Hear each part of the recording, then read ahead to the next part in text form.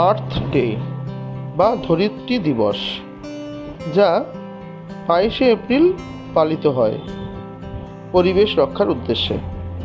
পৃথিবীকে ধ্বংসের হাত থেকে রক্ষা করার জন্য এই দিবসই হল ধরিত্রী দিবস।